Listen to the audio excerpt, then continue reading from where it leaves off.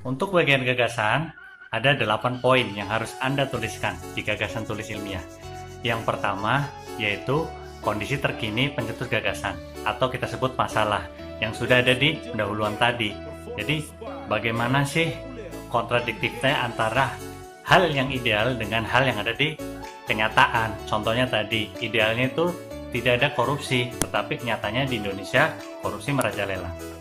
Kemudian yang kedua, yaitu gagasan lama yang pernah diterapkan untuk menyelesaikan masalah. Contohnya tadi, masalah yaitu korupsi yang merajalela di Indonesia.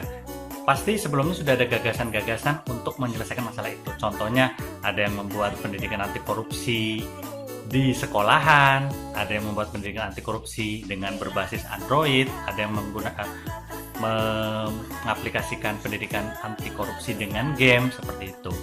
Ya. Kemudian yang ketiga yaitu kelemahan dari gagasan-gagasan lama yang sudah diterapkan itu. Contohnya tadi, pendidikan anti korupsi dengan Android, kelemahannya apa? Misalnya membutuhkan jaringan yang kuat. Nah, itu kan tidak bisa menjangkau seluruh sekolah, sebagian besar sekolah bahkan di Indonesia.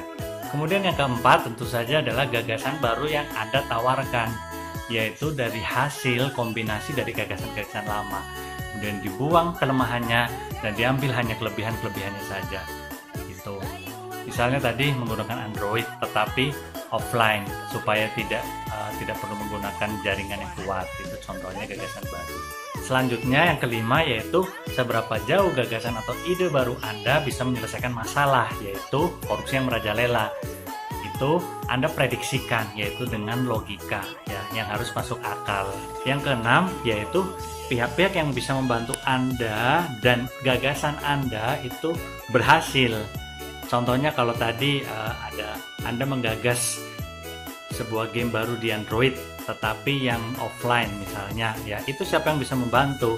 Ya developer game misalnya, kemudian sekolahan untuk mensosialisasikan, dinas pendidikan misalnya. Dan yang ketujuh yaitu Anda uraikan peran-perannya tadi.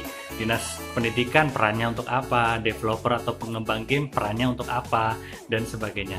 Dan yang terakhir nomor 8 yaitu bagaimana langkah-langkahnya. Jadi bagaimana gagasan Anda itu diuraikan secara detail langkahnya, mulai dari perencanaan, kemudian pelaksanaan, kemudian evaluasi.